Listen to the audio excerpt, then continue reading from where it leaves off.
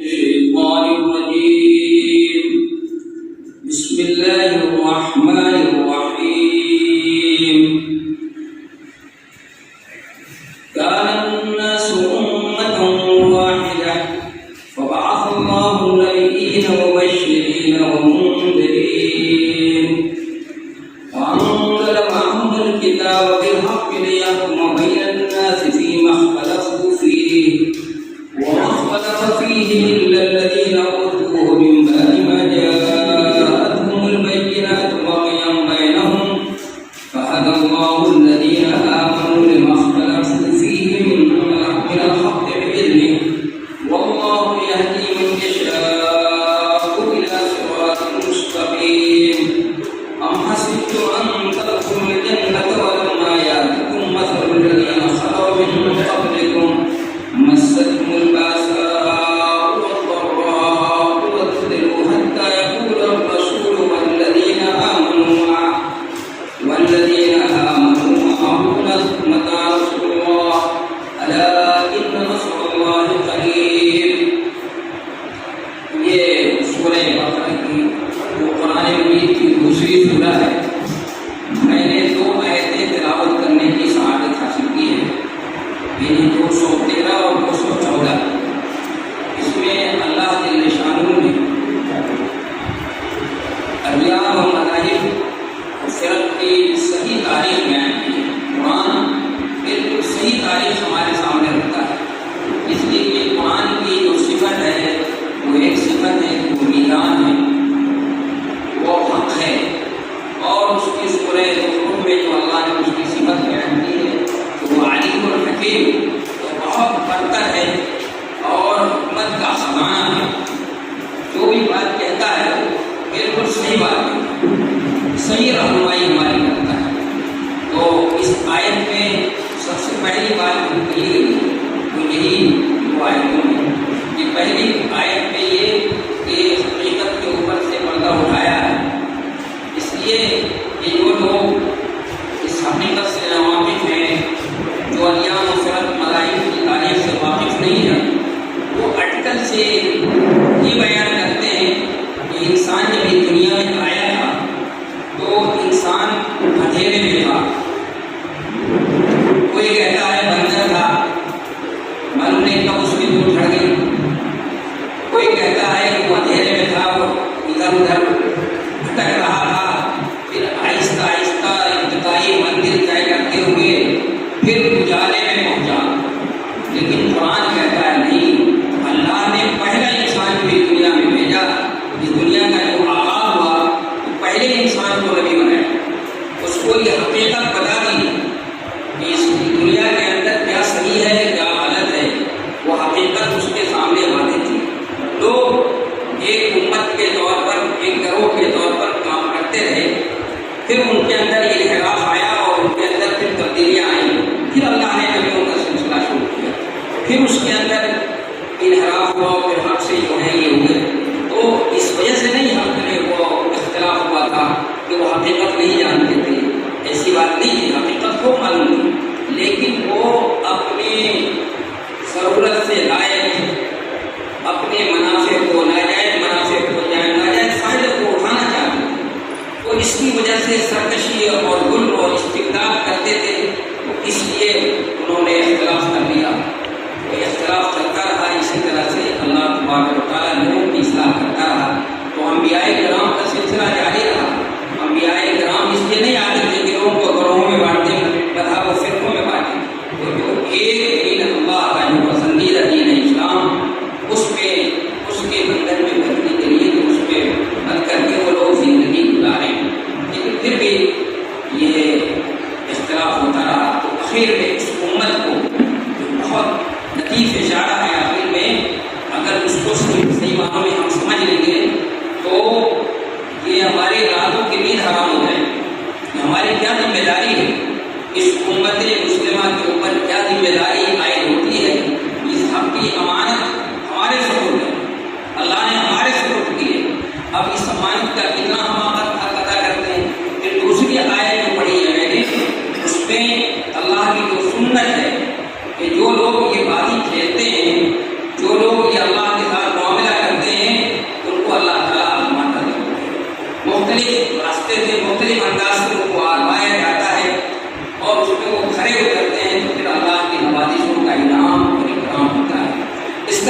گیا ہے. پہلے میں ان کا ترجمہ کرتا ہوں، پھر تھوڑی سی جو ہے تشریح، اس لیے کہ صرف ترجمے سے بھی بات سمجھ میں نہیں آتی ہے. تو کان الناس امۃ واحدہ، کہ لوگ ایک جماعت تھے، ایک گروہ تھے.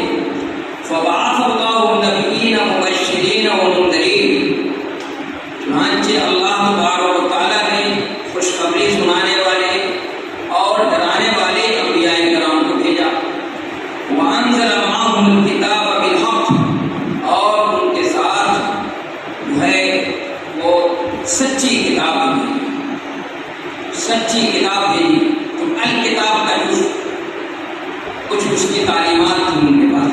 لیحکم بین الناس فیما اختلفوا فیہ، تاکہ لوگوں کے درمیان جو اختلاف ہے اس کا فیصلہ ہو جائے. وما اختلف فیہ الا الذین اوتوہ من بعد ما جاءتهم البینات بغیا بینہم، اور صرف ان لوگوں نے اختلاف کیا ہے جو یہ حق دیے گئے تھے، جن کو یہ حق دیا گیا اور جن کے پاس واضح دلائل بھی آ چکے تھے، آپس میں سرکشی کی وجہ سے یا دندم دندہ کی وجہ سے انہوں نے اختلاف کیا. فَهَدَى اللَّهُ الَّذِينَ آمَنُوا لِمَا اخْتَلَفُوا فِيهِ مِنَ الْحَقِّ بِإِذْنِهِ، چنانچہ اللہ نے مومنین کو اس اختلاف میں بھی اپنی مشیت سے، اپنے حکم سے حق کی طرف رہنمائی. وَاللَّهُ يَهْدِي مَن يَشَاءُ إِلَىٰ صِرَاطٍ مُسْتَقِيمٍ، اور اللہ جسے چاہتا ہے سیدھے راستے کی طرف رہنمائی کر دیتا ہے.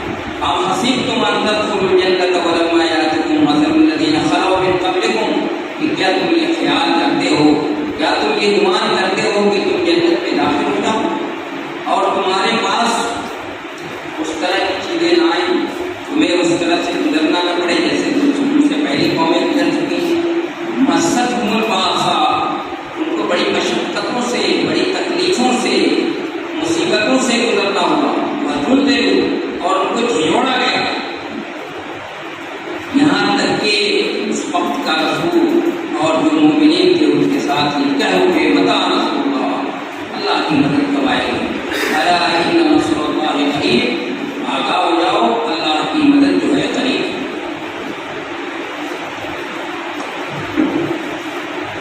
یہ دو آیتیں تھیں جس کا ترجمہ میں نے ابھی کیا ہے. تو دیکھیے پہلی بات اس میں کہی گئی کان الناس امۃ واحدہ، کہ لوگ ایک جماعت تھے. امت عربی میں، امت جو عربی کے بڑے بڑے ماہرین ہیں جیسے علامہ صالحی ہیں اور زمخشری ہیں یا امام راغب ہیں، ان لوگوں نے لکھا امت اس جماعت کو کہتے ہیں، اس گروہ کو کہتے ہیں جن میں آپس میں کوئی رابطہ ہو، کوئی تعلق ہو. اب وہ رابطہ اور تعلق جو ہے وہ نظریاتی بھی ہو سکتا ہے، عقیدے کا بھی ہو سکتا ہے، رنگ و نسل کا بھی ہو سکتا ہے، علاقے کا بھی ہو سکتا ہے، وطن کا بھی ہو سکتا ہے. اس طرح کے سبھی ہو سکتے ہیں علاقے. اس رابطے میں بڑھے ہوئے ہوں، اس جماعت کو کیا کہا جاتا ہے؟ امت کہتے ہیں. اور پھر وہ ان کا زمانہ بھی ایک ہی، یعنی رابطہ ہو، وہ سب ایک بندھن میں جڑے ہوں، اور ان کا زمانہ بھی کیا ہو، ان کا زمانہ بھی ایک ہے. تو اس جماعت کو کیا کہا جائے گا؟ اس جماعت کو کہا جائے گا امت. کہ کان الناس امۃ واحدہ، یہ سارے کے سارے لوگ ایک جماعت تھے. اب سوال یہ ہے کہ وہ جو لوگ تھے جو ایک جماعت، ایک گروہ تھے، وہ ان کا رابطہ اور تعلق کیا تھا؟ تو اس آیت کے اندر خود جملہ جو ہے آگے جو بات بتائی گئی ہے کہ فبعث اللہ النبیین مبشرین ومنذرین وانزل معهم الکتاب بالحق لیحکم بین الناس فیما اختلفوا فیہ. آگے جملہ کہا گیا اور اس کی وجہ سے پہلے بھی ایک جملہ ایک لفظ یہ ہے وہ موجود ہے، محروف ہے تاکہ تکرار نہ ہو کہ فاختلفوا، کہ ایک گروہ تو تھے لیکن جب اس میں اختلاف ہوا کے سلسلے میں تو اللہ تبارک و تعالیٰ نے انبیاء کو بھیجا. یہ جملہ یہ بتا رہا ہے کہ ان کا جو اختلاف تھا، رنگ و نسل، یہ جو تعلق تھا آپس میں، وہ رنگ و نسل کا نہیں تھا، علاقے کا نہیں تھا، کوئی نسلی نہیں تھا اس کا نظریے کا، عقیدے کا. کیا تھے وہ؟ کان الناس امۃ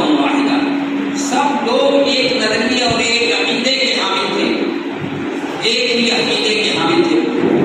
اور وہ زمانہ کون سا زمانہ ہے جس زمانے میں ایک ہی نظریے کے لوگ تھے؟ تو اس سلسلے میں مفسرین کی مختلف رائے ہیں.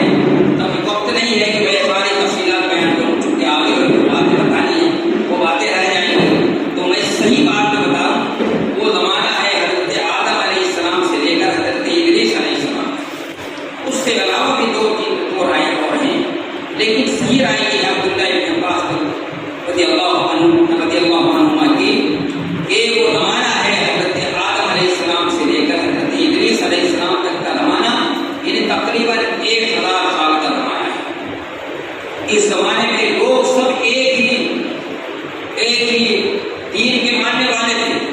اب وہ کون سا دین تھا بھائی؟ یہاں پر بھی ہمارے مفسرین نے بیان کیا ہے، لیکن یہ اختلاف کرنے کی ضرورت نہیں کیا ہے. اگر قرآن پہ ان کی نظر ہوتی، جناب نبی کریم صلی اللہ علیہ وسلم کی حدیثوں پہ بھی نظر ہوتی، تو میں سمجھتا ہوں کبھی اختلاف نہیں کرتے. قرآن کو گہرائی سے پڑھا ہوتا انہوں نے تو کبھی اختلاف نہیں کرتے. قرآن کیا کہتا ہے؟ ان الدین عند اللہ الاسلام، دین تو اللہ کے نزدیک اسلام ہی ہے. اور قرآن کیا کہتا ہے؟ فطرۃ اللہ التی فطر الناس علیہا لا تبدیل لخلق اللہ ذلک الدین القیم، کہ سب کو اللہ نے فطرت اسلام کے اوپر پیدا کیا، اسی فطرت اسلام پہ پیدا کیا. اور بخاری کی حدیث ہے وما من مولود الا یولد علی الفطرۃ ابواہ یحودانہ او ینصرانہ او یمجسانہ کما تنتج البہیمۃ بہیمۃ الجماع یسمع فیہا جدعا. نبی صلی اللہ علیہ وسلم فرماتے ہیں کہ ہر بچہ فطرت اسلام میں پیدا ہوتا ہے. اس کے بعد اور آپ جو ہے اس کو یہودی بنا دیتے ہیں، نصرانی مجوسی بنا دیتے ہیں، عیسائی بنا دیتے ہیں. جیسے ایک جانور کا بچہ پیدا ہوتا ہے تو سلیم الفطرت ہوتا ہے، سلیم الخلقت ہوتا ہے، وہ کان کٹا ہوا نہیں ہوتا ہے، لیکن بعد میں اس کا کان کاٹ دیا جاتا ہے، کان کاٹ کر چھوڑ دیتے ہیں. تو اس سے پتا چلا کہ سب لوگ یہ کان الناس امۃ واحدہ، سارے کے سارے لوگ ایک جماعت اور ایک نظریے کے حامل تھے، ایک ہی عقیدے کے حامل تھے. وہ عقیدہ کیا تھا؟ ایک دین کے ماننے والے تھے. وہ عقیدہ اور دین تھا اسلام، اور سارے انبیاء کرام نے اسی کی دعوت دی. اس کے بعد کیا ہوا؟ فاختلف. ظاہر ہے کہ ایک تھے تو پھر کیا ہوا؟ انبیاء کرام کو بھیجا ہے اللہ نے، تو ظاہر ہے کہ ایک تھے تو بھیجنے کی کیا ضرورت تھی؟ چل رہے تھے وہ. تو اللہ تبارک و تعالیٰ نے فرمایا کہ فبعث اللہ النبیین مبشرین ومنذرین. ان میں اختلاف آیا. اختلاف کب پیدا ہوتا ہے؟ حق سے جب انحراف ہوتا ہے. جب حق سے انحراف ہوگا تو اس میں اختلاف پیدا ہوگا، اور حق سے انحراف پیدا ہوتا ہے اس کا منبع اور سرچشمہ ہے بغض اور عناد، نفرت اور عداوت. جب نفرت اور عداوت ہوگی، بغض اور عناد ہوگا، تو حق سے انحراف ہوگا. یہ حق سے انحراف کا منبع اور سرچشمہ ہے. تو ایسا ہوا، لوگوں میں یہ انحراف ہوا، حق سے انحراف ہوا. تو اللہ تبارک و تعالیٰ نے انبیاء کرام کا پھر سلسلہ حدیث اور سلسلہ جاری کیا، اور وہ پھر جو نیکوکار لوگ تھے ان کو انہوں نے خوشخبریاں سنائی، اور جو بدکار تھے جنہوں نے ان کا انبیاء کرام کا انکار کیا ان کو انجام بد سے ڈرایا کہ دیکھ لینا اس کا انجام بہت خطرناک ہوگا. اور اللہ تبارک و تعالیٰ نے اختلاف کے لیے کے درمیان فیصلہ کرنے کے لیے ان کو کتاب الکتاب کا حکم دیا. الکتاب نہیں تھی. آپ صلی اللہ علیہ وسلم سے پہلے جتنی کی کتابیں آئی ہیں وہ الکتاب کا کچھ حصہ تھی. اس لیے کہ قرآن پڑھیے تو آپ کو معلوم ہوگا الم تروا الی الذین اوتوا نصیبا من الکتاب. آپ نے ان لوگوں کو نہیں دیکھا جن کو کتاب کا الکتاب کا کچھ حصہ دیا گیا، چاہے وہ یہودی ہوں، عیسائی ہوں، یا اس سے پہلے تبور ہوا ہے، یا صحف ابراہیم کے اندر ہو، حضرت ابراہیم کے صحیفے کے اندر ہو. وہ کتاب الکتاب نہیں ہے. الکتاب تو قرآن میں نہیں ہے، جس کو ساری تفصیلی کتاب نہیں ہے، بالکل تفصیلی کتاب اللہ تعالیٰ نے. تو الکتاب کا کچھ حصہ ان کو دیا لیحکم بین الناس فیما اختلفوا فیہ، کہ لوگ کے درمیان جو اختلاف ہے اس کتاب کا کام یہ ہے کہ اس میں فیصلہ بن جائے. وہ فیصلہ کرتے اختلاف کو ختم کرتے، پھر لوگ راہ راست پہ چلتے جاتے. تو کہتا ہے قرآن کے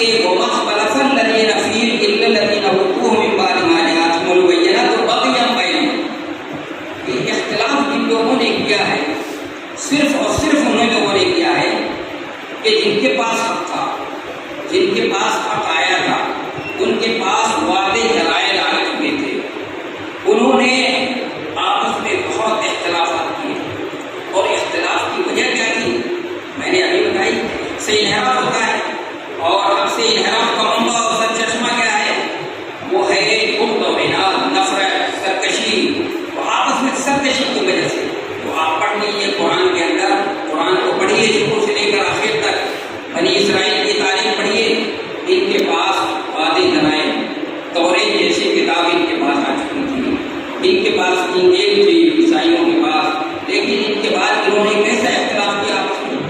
انہوں نے یہودیوں اور عیسائیوں کے درمیان اختلاف کو دیکھیے، انہوں نے اختلاف کیا قبلے کے بارے میں کہ قبلہ کیا ہے، کسی نے کہا مشرق ہے، کسی نے کہا مغرب ہے، اور جو سبت اور اتوار کے بارے میں ان کے نزدیک، کسی کے نزدیک سبت افضل ہے، کسی نے کہا ہمارے نزدیک سنیچر، کسی نے کہا اتوار، کسی تو قرآن نے کہا نہیں، افضل دن کون سا ہے؟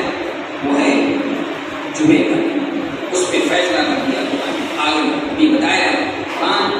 تو اس میں ان کے اختلاف ہوا، حضرت ابراہیم علیہ السلام کے بارے میں اختلاف کیا انہوں نے، آ چکی تھی وعدے دلائل بھی آ چکے تھے سب کچھ، لیکن انہوں نے کہا کہ حضرت ابراہیم، کسی نے کہا یہودی ہیں، یہودیوں نے کہا، انہوں نے کہا عیسائیوں نے کہا نہیں یہودی تھے، تو قرآن نے کہا نہیں، حضرت ابراہیم کان حنیف مسلما، وہ کہتے ہیں حنیف تھے، اور انہوں نے حضرت عیسیٰ علیہ السلام کے بارے میں 3 بیسوں اور بنیادوں کے اوپر جو ریت کی دیوار کی طرح ہیں، جن کو قرآن نے سورہ آل عمران کے اندر بڑی تفصیل سے بیان کر دیا ہے، ان کی حیثیت ریت کی دیوار سے کچھ زیادہ نہیں ہے، اور 3 بیسوں کو، تینوں بیسوں کی تردید کرتے ہوئے قرآن نے کہا ہے کہ حضرت عیسیٰ علیہ السلام اللہ کے بیٹا کیسے ہو سکتے ہیں بھائی، وہ الہ اور معبود کیسے ہو سکتے ہیں؟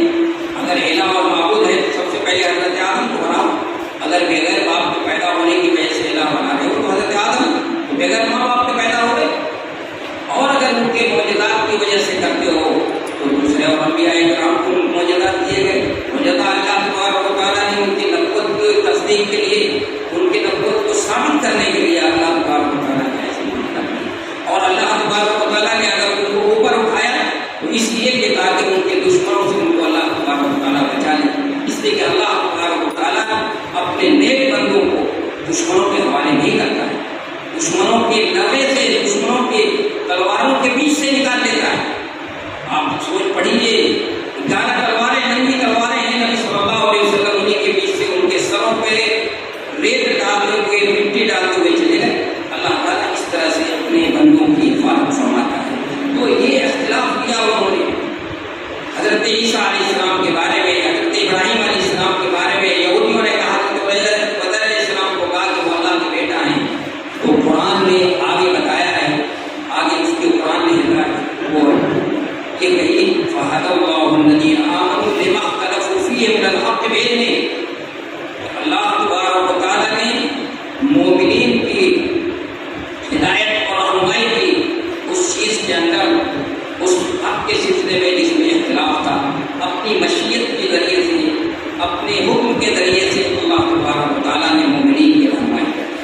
آج الکتاب جیسی کتاب ہمارے پاس موجود ہے، ہم اس کے وارث ہیں، اور اب حق کی امانت ہمارے سپرد ہے، ہمارے سپرد اللہ تعالیٰ نے کری، اور یہ کہہ دیا اللہ تبارک و تعالیٰ نے تمہاری رہنمائی کری، تو یہ بہت بڑی ذمہ داری ہمارے کندھے پر ہے، یہ کوئی ایسی ویسی ذمہ داری نہیں ہے۔ اگر یہ ذمہ داری کا آپ کو احساس ہو جائے تو آپ کی راتوں کی نیند حرام ہو سکتی ہے۔ نبی علیہ السلام کو اپنی ذمہ داری کا اتنا احساس ہے کہ آپ اپنی بیوی سے جا کر کہتے ہیں لقد خشیت علی نفسی یا خدیجہ، اے خدیجہ مجھے اپنی جان کا خطرہ ہے۔ کیا مطلب ہے اپنی جان کا خطرہ ہے؟ اے خدیجہ جو ذمہ داری میں نے اٹھائی ہے، حق کی امانت کی ذمہ داری، حق کو لوگوں کے سامنے واضح کرنے کی، حق کو غالب کرنے کی،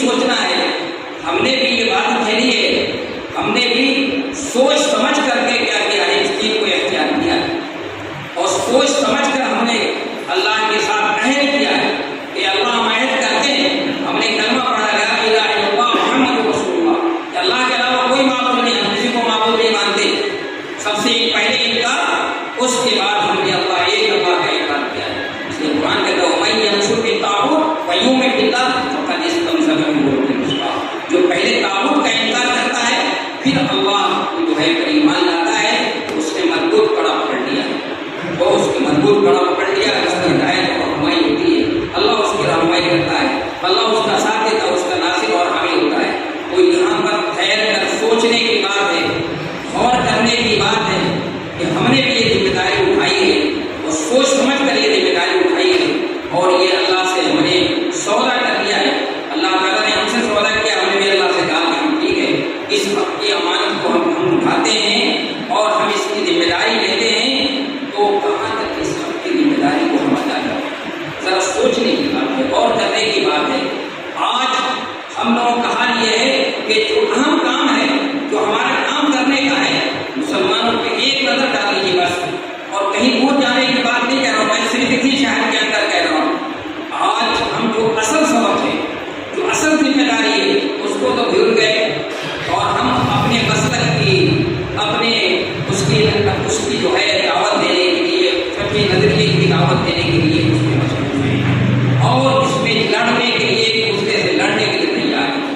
اس لیے کہ جب آدمی کے پاس کوئی کام نہیں ہوتا، حالانکہ ہمارے پاس تو بہت بڑی ذمہ داری تھی، اتنی بڑی ذمہ داری ہمارے کندھے پر اللہ تبارک و تعالیٰ نے ڈالی تھی، لیکن ہم اس ذمہ داری کو تو نہیں ادا کر رہے، اور ہم آپس میں لڑنے کے لیے کیا ہو گئے تھے۔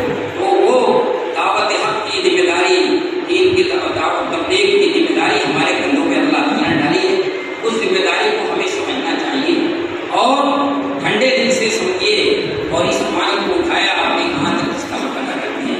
وقت چونکہ وہ بڑی تیزی سے گزر رہا ہے، اس لیے آخری آیت جو پڑھی تھی میں نے، آخر میں اللہ تبارک و تعالیٰ نے دوسری آیت جو پڑھی ہے اس میں یہ بتایا کہ اب حسبتم ان تدخلوا الجنہ، کہ کیا تم یہ سمجھتے ہو کہ تم جنت میں ایسے داخل ہو جاؤ اور تمہیں اس بھٹی سے نہیں گزارا جائے گا جس بھٹی سے سب کو گزارا گیا ہے۔ الانبیاء کے نبی صلی اللہ علیہ وسلم سے پوچھا گیا، ابو موسیٰ اشعری رضی اللہ عنہ کی حدیث ہے کہ اے اللہ کے رسول سب سے زیادہ کس کو آزمایا جاتا ہے؟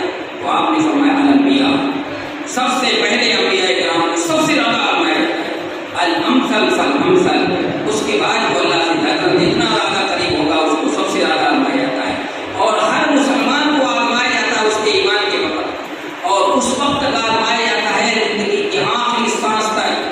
تو اس لیے قرآن کہتا ہے کہ تم نے یہ بازی جو کھیلی ہے اور اللہ کے حق کی امانت تم نے اٹھا لی ہے، تو تم کیا سمجھتے ہو کہ ایسے بغیر آزمائش کے بغیر یہ بھٹی سے گزری ہوئی بھٹی میں دبایا جائے گا، تم کو گزرنا پڑے گا، ایسے تو ہوگا۔ آپ صلی اللہ علیہ وسلم سے جب صحابہ کرام نے کہا کہ اللہ کے رسول آزمائش بڑی سخت ہو رہی ہے، تو آپ نے فرمایا ابھی کہاں، ابھی کیوں گھبرا گئے؟ تم سے پہلے قوموں کو تو زمین کے اندر گڈھا کھود کر کے رکھا گیا، ان کو اور آلہ چلا دیے گئے، دو ٹکڑے کر دیے گئے ان کے، ابھی کہاں ہوا تمہارے ساتھ یہ معاملہ؟ یہ اس طرح سے آپ دیکھ لیجیے، اب کبھی آگ میں ڈالا جاتا ہے، کبھی جو ہے کہہ دیا جاتا ہے بیوی بچوں کو چھوڑ کر لے جاؤ باقی گھر کی طرف میں چھوڑاؤ، کبھی کہہ دیا جب بچے کو قربان کر دو، اس میں تو آزمائش ہی آزمائش ہوتی ہے۔ تو قرآن کہتا ہے کہ تمہارے پاس تو ابھی گزشتہ قوموں کی جیسی کچھ طرح کی کوئی آزمائش تو آئی نہیں، ایسی سیدھے داخل ہو جاؤ۔ ان کو تو اتنی تکلیفیں آئیں، اتنی مشقتیں گزرنا پڑا، ان کو جھنجھوڑا گیا، یہاں تک کہ اس وقت کا رسول جو ہے کہہ پڑا، یا نبی صلی اللہ علیہ وسلم بھی مراد ہو سکتے ہیں کہ وہ کہہ اٹھے اور مومنین بھی کہہ اٹھے کہ متى نصر اللہ، اللہ کی مدد کب آئے گی؟ آپ سوچیں گے یہ تو اس کے تمکن کے خلاف بات ہے کہ نبی یہ کہہ دیں کہ اللہ کی مدد کب آئے گی، ایسی بات نہیں ہے۔ ایسے وقت میں اضطراری جب کیفیت ہوتی ہے تو کس کے دروازے کو کھٹکھٹایا جائے گا؟ وہ ایک ہی دروازہ ہے، وہ کس کا ہے؟ رب کائنات کا دروازہ، اسی دروازے کو نبی کھٹکھٹاتا ہے، اور ہمیں بھی اسی دروازے کو کھٹکھٹانے کو کہا گیا ہے، اور یہی ہے قرآن نے کیا دعا سکھائی، ربنا لا تؤاخذنا ان نسینا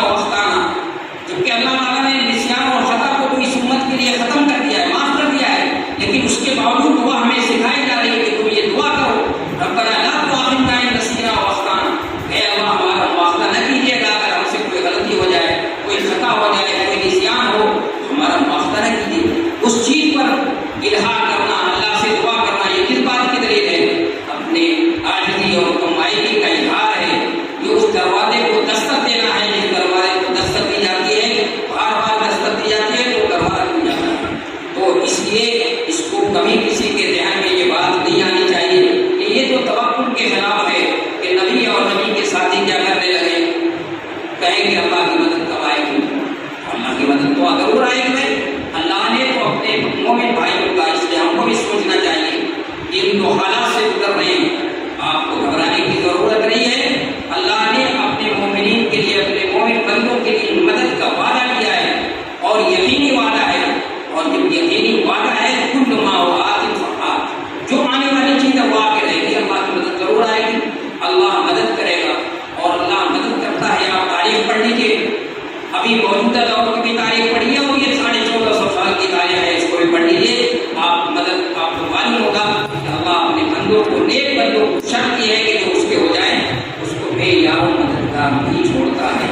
تو اس لیے بھائی ضرورت اس کی ہے کہ ہم پر جو ہمارے اوپر اس کی جو مرکزی مضمون ہے، جو آیت میں نے پڑھی ہے کہ جو حق کی امانت ہم نے اپنے ذمے لی ہے، ہم نے اپنے سے خود سے، کسی نے مجبور نہیں کیا، خود سمجھ بوجھ کر کے ہم نے حق کی امانت نبھائی ہے اپنے کندھے پر. تو ضرورت اس کی ہے کہ اس کی مدد کو، اس کی اہمیت کو سمجھیں اور اپنا روزانہ جائزہ لیتے رہیں کہ ہم اس امانت کا کتنا حق ادا کرتے ہیں. اور اگر ہم اس کا حق ادا نہیں کر رہے ہیں تو کل قیامت کے دن اللہ کے سامنے جواب دیں گے، اللہ ہم سے سوال کرے گا. اور اگر اللہ نے ہم سے صرف یہی سوال کر دیا اور ہمارے پاس جواب نہیں ہوگا، جو ہم نے ادا نہیں کیا ہوگا تو جواب ہمارے پاس ہوگا نہیں، تو پھر کیا ہوگا؟ منہوب شفق الحلال. حضرت نبی علیہ السلام فرماتے ہیں کہ اے عائشہ، جس سے اللہ نے